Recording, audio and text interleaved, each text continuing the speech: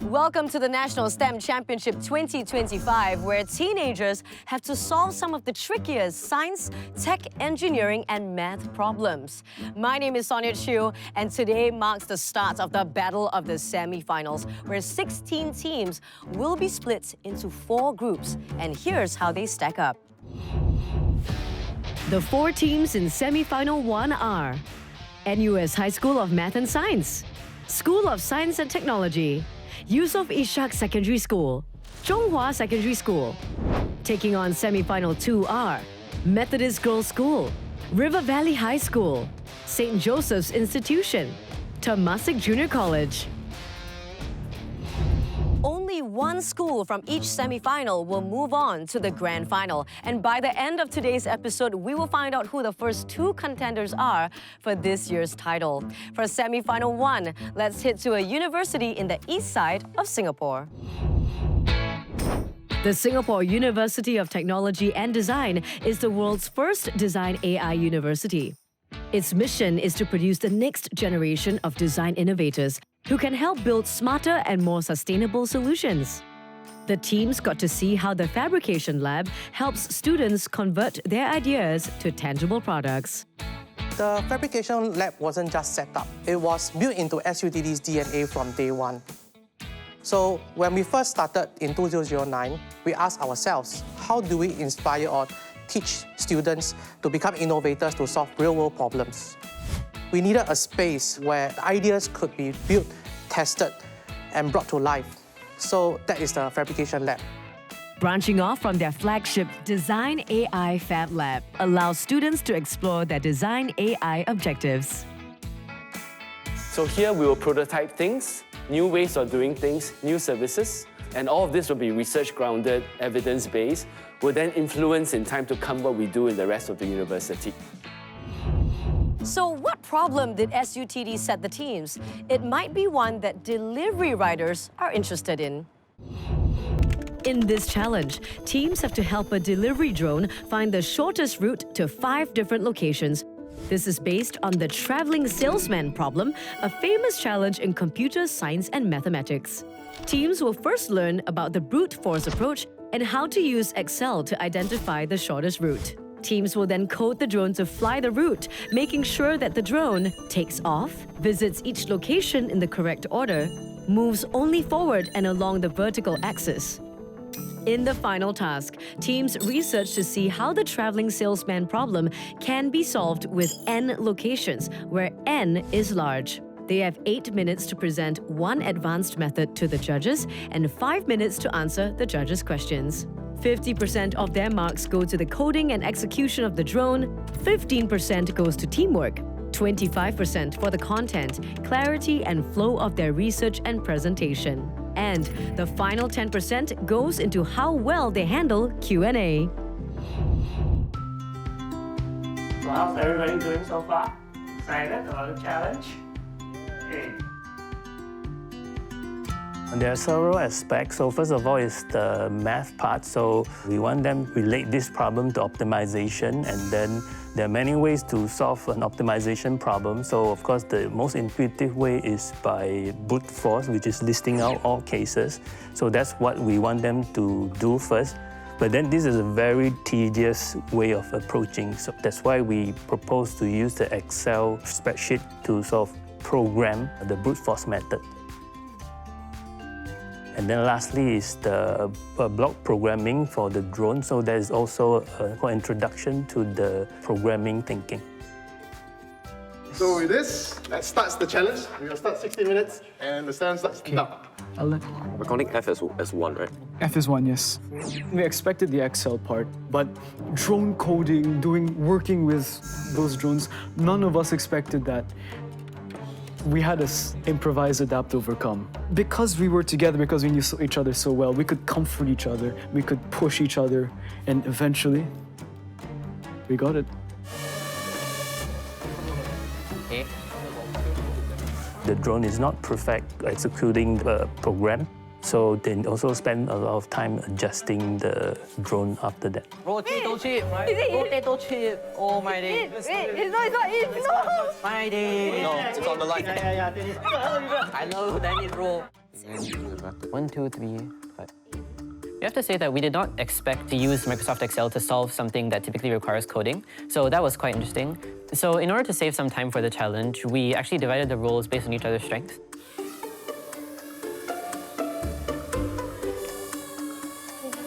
Okay, the last part needs some work. I think the drone is just inaccurate. NUS High, they didn't execute correctly the first try.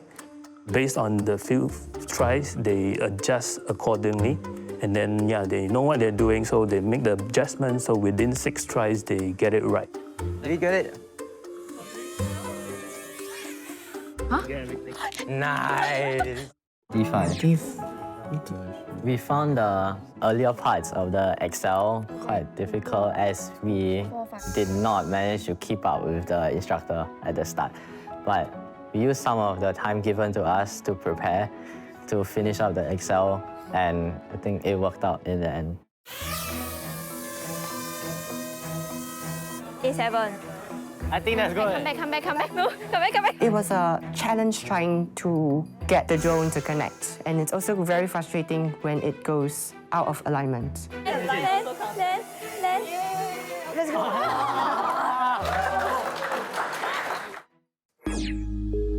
Last year, I had taken part in a drone workshop in SUTD, so that info experience came very handy in our today's challenge. F7 not in, huh? On the left. Excuse me. Excuse me. Well, lucky that helped. The guy actually helped you. Let's go in a bit. Great job, Ishan. Thank you. High five. Who will be the first grand finalist of the National STEM Championship 2025? The answer is yours right after the break. Plus, Semifinal 2 kicks off with a light show.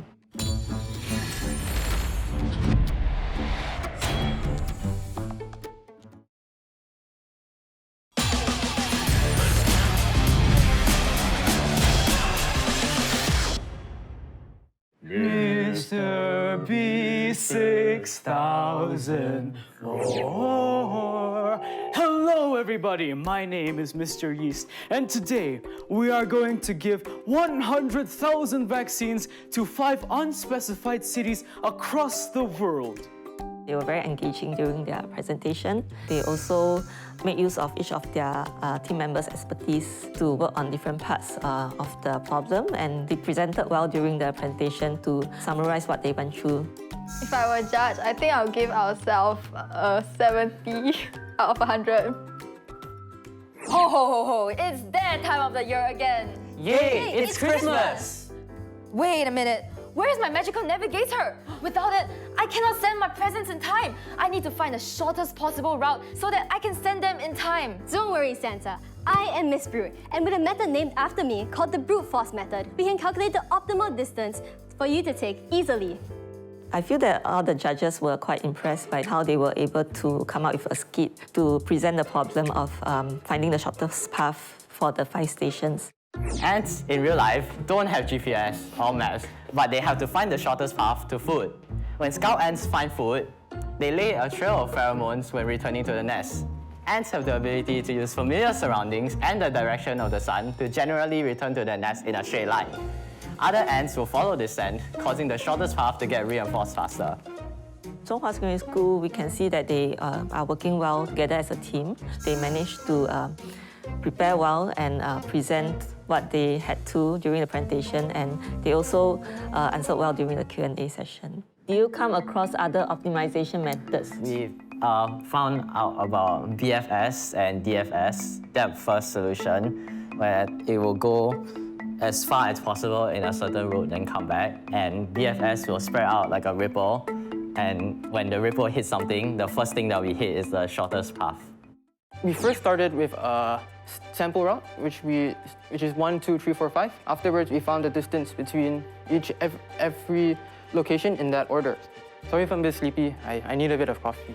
Don't worry, Marco. We'll help you find your favorite coffee. So Marco got sick and tired of coding, and he wanted to visit his favorite coffee tiam, and it was all the way at Changi Airport, but he stayed all the way at Jurong. SST.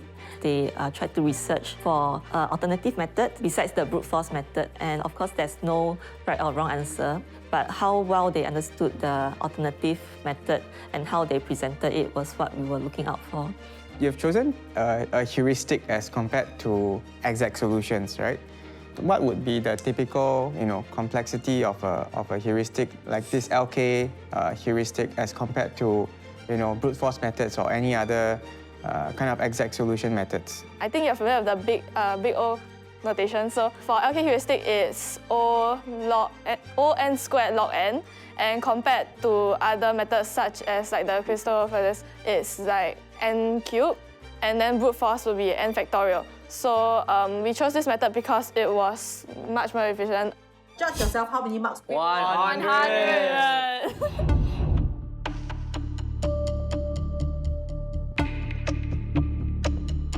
Teams, you guys are from Semifinals 1, Zonghua Secondary School, School of Science and Technology, Yusof Ishak Secondary School, and NUS High School of Math and Science. The team that is making it to the grand finals is NUS High School of Math and Science. Congratulations.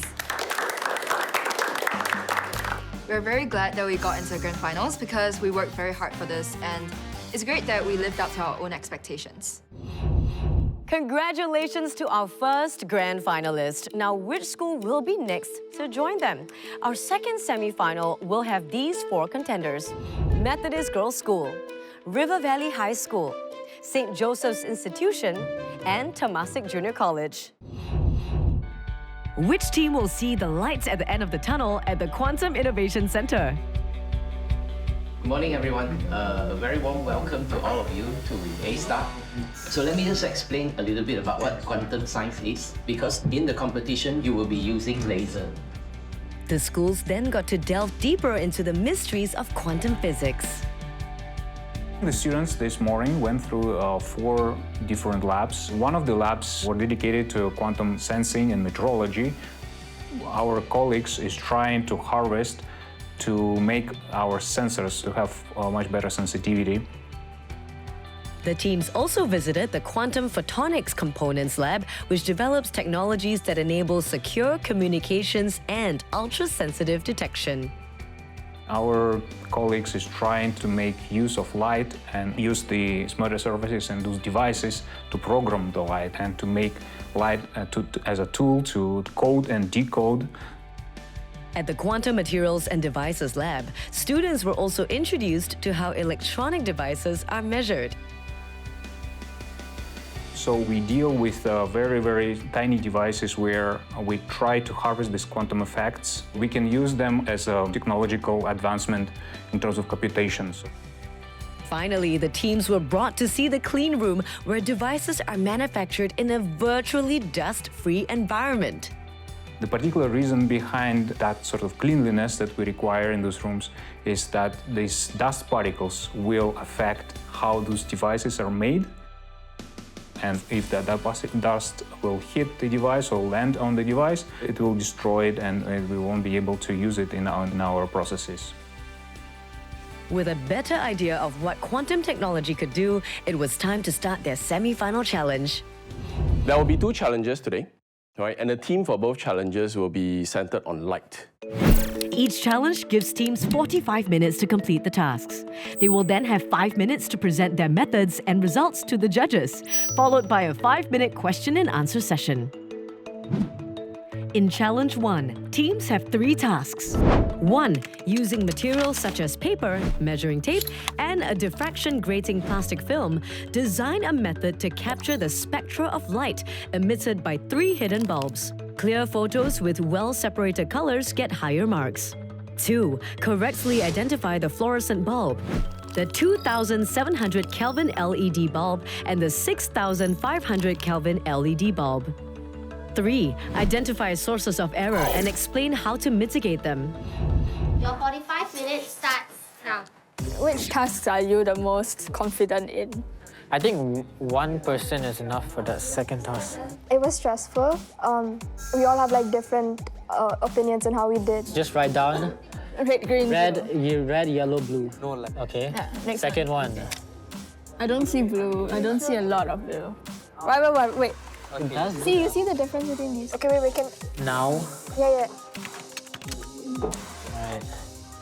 And then in the end, we added like a few parts along the way, and then it just came out to be the end product. I don't even know where the glass. Where's my glasses? Fine then. Because of the lab tours, we were able to pick up some background knowledge about the topic, which I think really helped us in the challenges and in understanding the whole idea of quantum technology in general. This is white light. This one has to be LED. This is LED and these are like There's LED and fluorescent.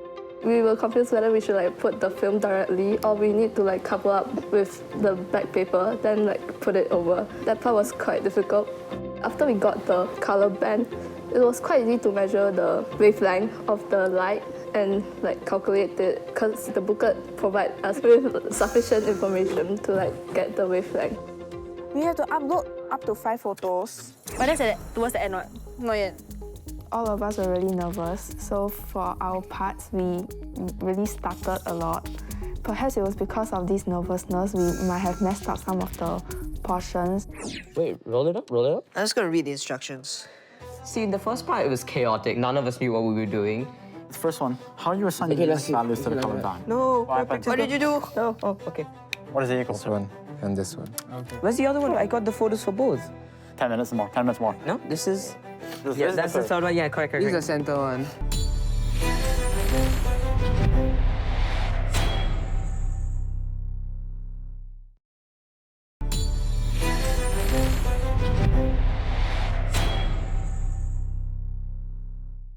Before the break, the teams battled through Challenge 1.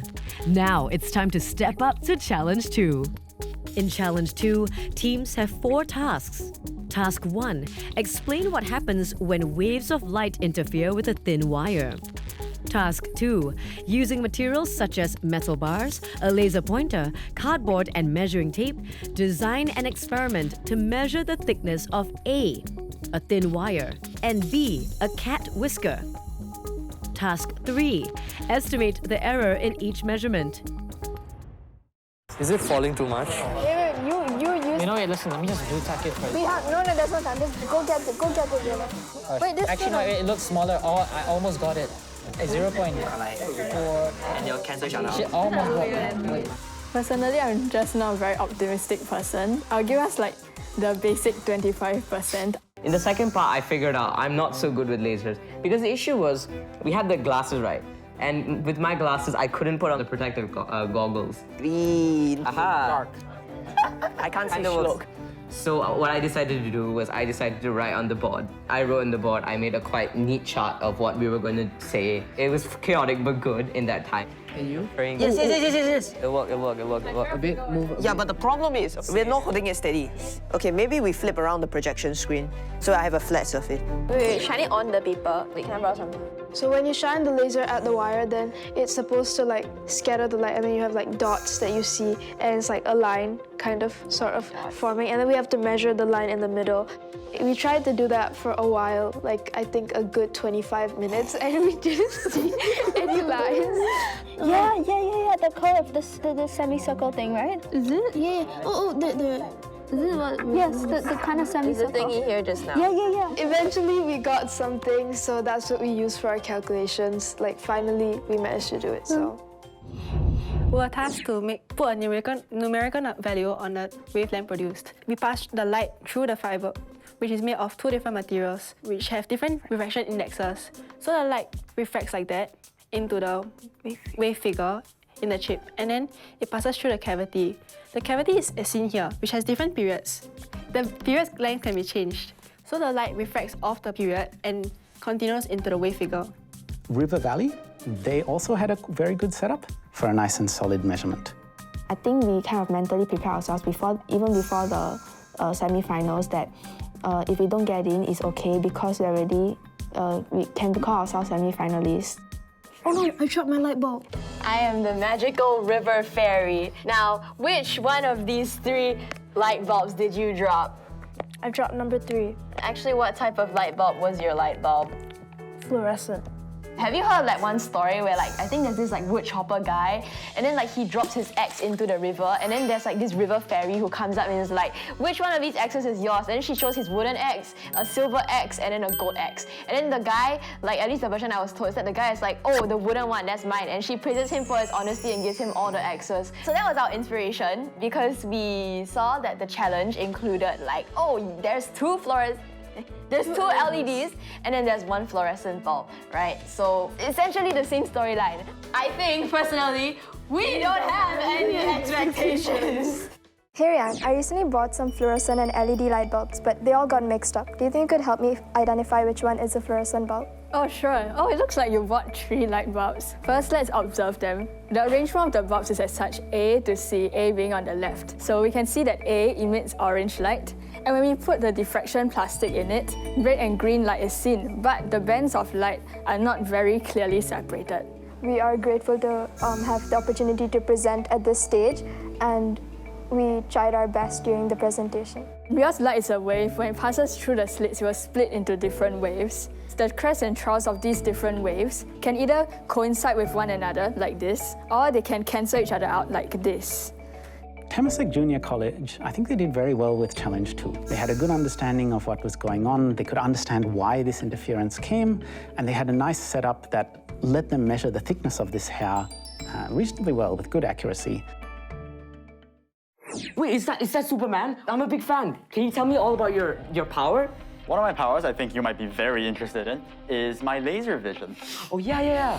For example, my laser vision, when shown on an object, you show a lot of different lights on the wall instead of just one bit. Yeah, I remember studying about that in class. My teacher said something about there being an interference. So there's an interference when the waves collide. There's constructive and destructive. I think this round was a catastrophe. Yes. If we get into finals, it would be hilarious. It would be absolutely comedy. Imagine if we get into finals.